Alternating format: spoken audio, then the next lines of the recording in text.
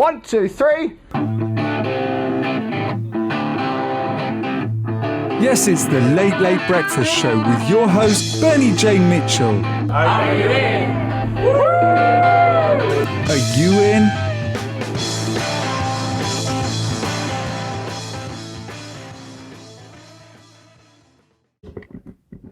Good morning and welcome to 90 Maynard, and I'm delighted to have the CEO of London's leading IT support company, Mr. I always love the big up, Bernie. I always love the big up. So we're really tight for time now because I've been talking bollocks all morning. So you've just come back from Inbound 15, and you can explain what that is more accurately than I am. And I've just come back from New Media Europe in Manchester, which is slightly less exotic than 14,000 people in an aircraft hangar talking about marketing. But just before we came in here, we were in the kitchen making coffee and talking about what we got out of the conferences. So I think as we said, for me, going to conferences, I probably go to half a dozen a year, various sizes. And I always come away motivated, and that's the main thing that I get. Sure, you sort of learn some new stuff, and there was lots of new learning in Boston last week. But I think the fact that you're networking with a bunch of sort of fairly like-minded people in the main, and certainly if you go to America, you get G'd up by the whooping and hollering. Yeah. But it's all good stuff, and you do come away motivated and wanting to do something and get a return on the time you've invested. Was there anything that you went to HubSpot Inbound and got back in the office and right everyone, we're doing this? Well, the reason I went, I did have another couple of meetings over in Boston anyway, outside of the HubSpot thing. So it's useful to tie a few things all into one trip. But I went really to affirm to myself that I was making the right decision with our HubSpot. We've been a customer of HubSpot for probably a couple of years, but we've never really fully leveraged it. As with most software platforms, most users tend to just scratch the surface of the capabilities, and we're no different. Even though we're supposedly IT people, we don't leverage the full feature set. So when some of the projects I've worked on have been around IT things, and there's always loads more that a software can do that the customer never finds out about. And I've usually been blogging or talking about social media or something really important like that. But there's always been a bit of me going, if you just knew what we knew, it would all work so much better, because they think, a bit like when we were at Andy's event the other day, people miss most of what it can do. They do. It's like it's software has its own Pareto's law, doesn't it? 80% of the users only use 20% of the features. There might be a core 20%, probably less than that actually, that use more of the features, but I'd guess very few get up towards 80 or 100%. So if I use like 90% of Microsoft Excel, would I be, You'd be a world authority. I'd be a world authority. It's worth putting the time in. So what were the what did you sort of? Don't come in here. Sorry, someone just walked past the door and gone, "Hey, Bernie, hello." And I forgot my train of thought. So what were two things that stuck out for you at HubSpot? Like aha moments or? Well, really the enormity of what inbound marketing has become. I think you and I first. I think you raised the whole HubSpot thing with me about probably 4 or 5 years ago, when it was really in infancy. And that's because I'm an early adopter. Exactly. I'm always at the bleeding edge. And I thought, what's Bernie ranting on about again? This HubSpot log, but it did lodge a little bit of a seed, and eventually we took some advice. In fact, Shannon Eastman, who was the one that put us onto HubSpot. And we started using it. I employed a marketing person to do that, and she got with the program. But it's difficult in a small business. You can't really dedicate a full-time person to do just HubSpot. We had this the other night, because do you think if someone did use 90% of it, and if someone sat in there and all they did was HubSpot, they were like your HubSpot chimp, and they generated amazing content and track leads, and would it generate, from your experience so far, would it generate that? I think it would, and you asked me what I took out of inbound last week, and it was really affirmation that inbound marketing is the way to go, and it's more than just about HubSpot. They'd like to claim that they started a movement, and actually, to be fair to them, I don't sort of disagree with that. It is a movement. I mean, 14,000 people in one place at one time Have you read Brian Halligan's book? Brian Halligan and David Meerman Scott did a book called Marketing Like the Grateful Dead, which was that's really good. He references the Grateful Dead a lot in both his texts and his speech. I really like that, and that was from like 2010 or something. Yeah, and that sometimes I think it's gone from that cool Grateful Dead thing into this, another Apple or Microsoft or something like that. Yeah, well, it is undoubtedly more mainstream. I mean, obviously the company's gone public. Mr. Halligan's made a lot of money out of it, and Mr. Shah. I didn't know they were doing badly beforehand either. Exactly, but fair play to them. They've come out with a product, a service that applies across all industries. A lot of the cool tech is quite sector specific. The really good tech you can apply across all markets, and this is one of those. So in like 19 years of running, 19 and a half years or 19 and a half years of running Pensar is. I want to ask a sort of marketing question here, but I'm not sure. Like, are you really excited about your marketing now or is it easier now, or how does? I don't think it's ever easy. How's marketing changed in the last 19 years, Mark? Well, obviously, we all know it's gone from pushing out your message to, trying to persuade people to come to you, and that's the whole premise of inbound. It's changed a lot. I've taken the decision now that we're going to outsource our HubSpot rather than train people up in-house who will probably leave us in a year or two's time. And for me, it was affirmation that I've made the right decision. Was that a quick decision to make? No, I was about to cancel our HubSpot subscription a few months back because it had fallen into disuse, because the marketing person had left and I hadn't replaced, and I was thinking about what we do about marketing in general, and I thought, actually, well, we're paying for this HubSpot stuff and we're not really using it. And funnily enough, I sent my cancellation notice into HubSpot, and they persuaded me out of it and gave me a freebie to Boston. So oh wow, that was very nice. Very nice of them, and a good retention strategy on their part. I'd buy anything if someone sent me to Boston on the off chance of meeting Brenny Brown. Or that's a cool move. Yeah, it was a cool move. I think. See, before the Tech Map event, I was always like, you have to have someone in house doing it. And I know it's quite hard to find someone to do it and to get them to stay. So I was thinking, I don't think this is very realistic, but if you had someone who, if you were the HubSpot dude, who were really into, creating content and managing all that, which is, I think it would really, really work. Or if you had a bigger company where there's a team of people working on it. But just outsourcing it must free up so much time. Well, I think the danger is, that for small businesses, it is a big investment. You need to get the return on the investment, and if you put all your, you put your chips in one basket, so to speak, mixing my metaphors there, I think.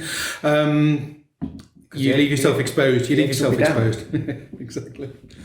And having had two separate marketing people in to work with HubSpot, one after the other, and both of them having left for legitimate reasons. They got better job offers. We couldn't compete. Was it the crap coffee again? Or? Yeah, the crap coffee doesn't help, does it? And the lecturer's boss doesn't help either. But he couldn't make it today. What's so what the other? This has just popped in my head, so I'm going to ask. I keep on getting Pensar adverts in my Google stream and my Facebook stream. Yeah, that's good. Yeah. Not many people have told me that. So you're definitely staying top of mind with me. But is that? Do you get anything out of that? We don't need that's pay per click. So that's Google AdWords, which we've been doing a bit of. I'm always intrigued. For me, I don't see the return on that investment. So whilst people like yourself occasionally say to me, there's a Pensar ad pop up. Yeah. That we don't get the follow through on that. The phone's not ringing off the hook. It's not, and I'd actually rather put that money towards. Well, in fact, that's what I've decided to do. Yeah. We're dropping the pay-per-click stuff and so no more putting the money towards HubSpot, towards inbound. And how's before you got into inbound, what was the best thing? What was the most successful strategy? Marketing. Well, we've always, as common with many small businesses, most of our businesses come via word of mouth referral. Over the years, we've done various things to try and encourage that and enhance that with, a referral awards thing and various things. We've done some SEO, some paid SEO stuff over the years. Mm-hmm. At one stage, we were on page 1 of Google regularly. In fact, for a sustained period, probably about a year, we were on page 1 of Google for IT support London. Wow. Keywords like that. But as you know, Google change their algorithms every so often, and you can be on page 1 one day and then page 37 the next. Yeah. And you don't know why. If you put Jeremy Corbyn in your blog post titles, you'd be Jeremy Corbyn is it, right? Now you know me, Bernie. It's probably something I'm unlikely to do. So can you? When I was at New Media Europe, and it's something I've always believed in, is like building a community around your business or your brand or stuff like that. And how does that? Is that something you've been able to do or been inclined to do in an IT support company that deals with the financial sector and creative agencies? I often wonder how much of this actually, lands in the real world, because it makes it, people like me that don't need to pay a payroll get very excited about it. But what's the commercial reality of doing things like that? Well, I think any exposure to your brand, either whether it's your company brand and for us the Pensar logo, or whether it's the Mark Williams brand being the person behind Pensar. Is that a racing team? Albeit with a very capable team behind me, It is all grist to the mill, isn't it? And it's good, So I'm involved with. You and I know each other from various networking groups over the years. I'm very well networked with within the IT sector as well, and we've managed to expose our brand more and more and more, and we get work from other IT companies as a result of that. So it all helps. Are you still in the I can't remember the name of it, like the collaboration thing. HTG peer groups, which has been very successful. And that's one of the things because that's a worldwide organisation, that gives us extended reach. Can you explain a bit about that? Because then I can tenuously link it back to reliving his original Late Breakfast Show talk. Because I always thought that was really, really interesting, and I still the two stories I've been trading off for 5 years now are Marcus Sheridan and his sales line stuff, and the swimming pools, river pools, all these things are linked in the show notes as always, and also how getting four companies who do exactly the same thing to collaborate and share things they dare not share. So can you explain a bit about that? Yeah, in fact, I'll go to the toilet and you explain about that. With HTG, it's each group is up to 12 companies, and the premise behind it is that you've got a lot more to gain from collaboration than you have from competition, from competing against each other. So it's an IT industry specific group, and it's for typically owners of IT businesses like Pensar, and we meet up once a quarter for 3 days at a time, so it's quite a big time investment, and we share everything. We share everything about our businesses, what works, what doesn't. We share our financial data, so it allows us to benchmark each other financially against each other and also against the industry as a whole. And we have best practice workshops and so forth, and we have good speakers, and we have people like Bob Berg come to the annual events. The Go-Giver follows me on Twitter, Yeah. Well, Bob and I are like that anyway. So, he's a good father to my children. It's been really invaluable, And there are approximately 30 groups around the world. And we all meet up once a year in the US, and we get to share with an even wider audience. And it's been great for helping grow the business. Have you always been with the same companies in your? The UK originally only had one group, and you develop quite close relationships, close friendships with these people. But then they got more and more members, and we've split it into two groups. So half of us in the original group joined in the original group joined the new one, and I'm smiling because I'm going to make a splinter group joke there, but I can't work it in. So there's new. But to answer your question, it's not always the same people. There is new blood coming in, and new blood is great because you get other influences, and you get used to hear about other people's experiences, how they've done things. This shared knowledge is a very powerful thing. I don't know why I talked over you. Sorry, I'm so excited. Is it about 5 years you've been doing this? Yeah, and so from the first day you all got together and were like, imagine it was a bit kind of, you show your financials first, fucking hell, is he making that amount of money? And oh dear, but have you all kind of come into line, or imagine it's... There is a reasonable alignment in what we do, although there are always differences between businesses. A typical IT solution provider, such as we are, will have different lines of business, but some might be more focused on selling product, selling hardware in large volumes, whereas some are completely the other way, and they're just focused on providing service. Typically it's a mix, but some are more focused on other strands of revenue. So that was one thing I was going to ask. I've been unmeaning to ask you for ages, is because now we're much more dependent on our mobiles. And imagine maybe even 5 years ago, you were selling a lot of desktops, and then suddenly that turned into laptops, and now, what do you sell now? Or how let me ask that a bit more constructively. As a result of this group, how as a group, how have you dealt with it or addressed where your revenue comes from? Because it's probably much more consultancy now. It's much more selling our knowledge and service skills rather than selling hardware and software as it really used to be. Selling the product, the hardware and software, is a means to an end. We don't have teams of people sitting on the phones punting out product. Yeah.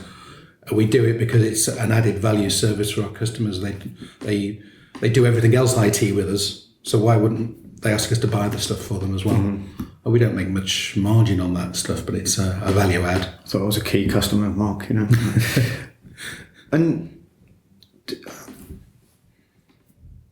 so also, I always imagine there's a bit of a fear in the IT industry as things change, because there's people who might be very good at selling product. And I've been to events where there's people who are, very good at selling product, and they have no online presence at all because they've never needed it. Yep. And I'd be very scared if I was them. And I don't mean that in the usual sneery, I know about Twitter way that I put across. But is there an end to a company that yours used to be like?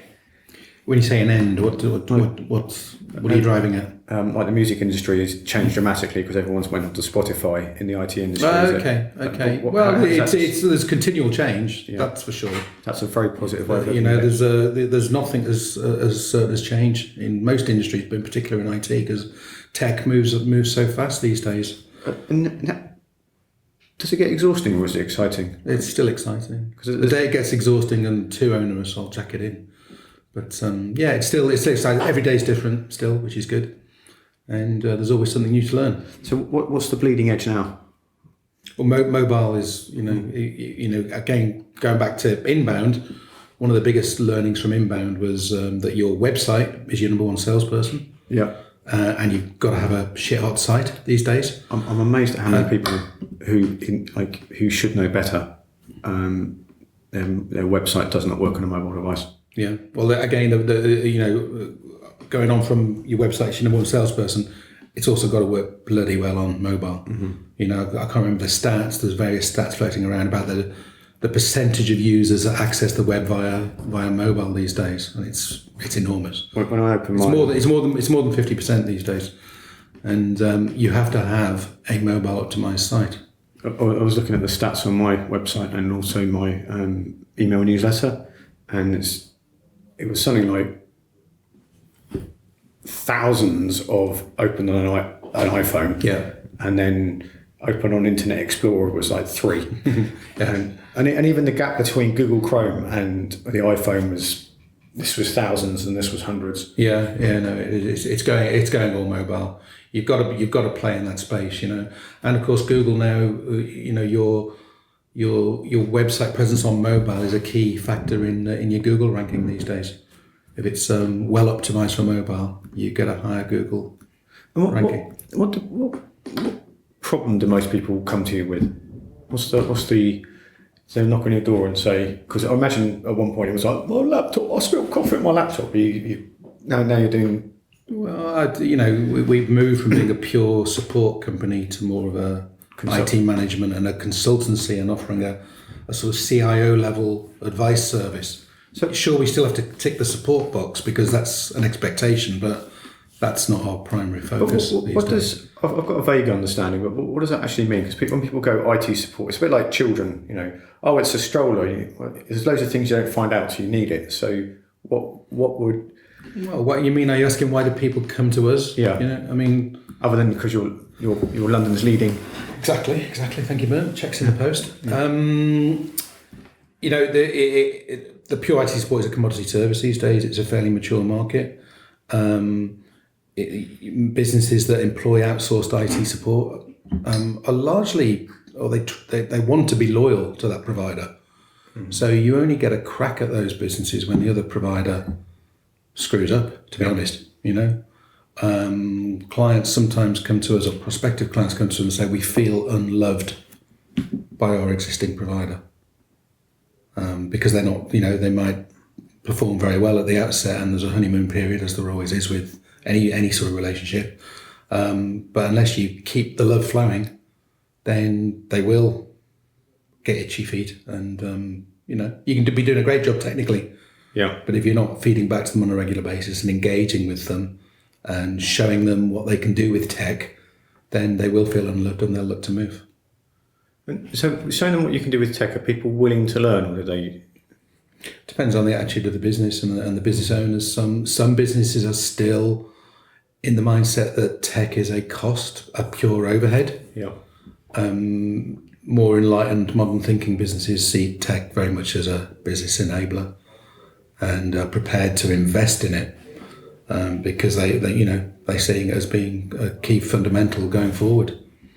That's really interesting, because there's two, as you were saying that, I'd be very reluctant to move from Google Apps now, because I've been using it for like 5 years, and it's, great price, and I've got a huge peace of mind. So it's like having an IT support company called Google, and it works on everything. And then at the other time, as a freelancer, I try to use as much tech as possible that works together, so I can work on my own. And so I use tools like Trello to interface. That sounds great, doesn't it? To interface with other people. So there's tools I used to collaborate with different people, but using tech to do as much as I can on my own is really, it is like you said earlier, it is exciting, and it's just I couldn't do anything that I do now, like even 5 years ago, because just things talk to each other. Yeah. Like when we met, I was so much I can do on my phone now. I've always been very committed to my mobile, working on it, but it's well, tech is an enabler for the new economy, isn't it? I mean, the new economy, whatever that means, But the advent of the freelance community, the very micro business stuff that is very vogue, obviously, at the moment, and I think will continue. People, deserting companies and not wanting to be reporting to people they don't respect and wanting to set it by themselves. Tech is a key enabler for those sort of businesses. Yeah, absolutely. So we're nearly at the end of our time, Mark. Have you got two killer books or things to look at for the viewers at home? Well, bringing the subject back to inbound. Yeah. If anybody hasn't read Inbound Marketing by Brian Halligan and Dharmesh Shah, they should do. Yeah. And if you've got any vague interest in marketing and how to sell your business going forward, then I think you should look at least getting with the program on Inbound and see whether it's right for you. I think it is the way forward. I'm going to sneak in a little thing there. There's a website called inbound.org, which is about 15 million people having conversations every day. Yeah. And it's a little bit like Product Hunt, where people vote things up and down. It's a great place to. It is drinking from the fire hose. Yeah, absolutely, it is. Where's a good place to start in? Not renting HubSpot or anything, but if you're looking around looking around your organisation? Is it to start a blog or make a Facebook page or? Get with the program on social media. That's the first thing, and that's fairly easy to do. There's lots of good tools for doing that. Whether you use the tools native, as in Twitter, Facebook, LinkedIn, or whether you use something like Hootsuite to sort of bring them together. Yep. You need to get with that, and then you need to look at what other content you can start producing. So obviously, again, one of the biggest messages you'll get from HubSpot and other inbound marketing companies is you've got to have a blog. Yeah. So start writing. There's loads of support out there, and there was loads of content last week about how to create content and some very specific stuff on writing. Anne Handley gave a terrific session on writing. And, she's got a really, really good book called Content Rules, which is about 5 years old. And I'll tell you what, her session was one of the best received sessions.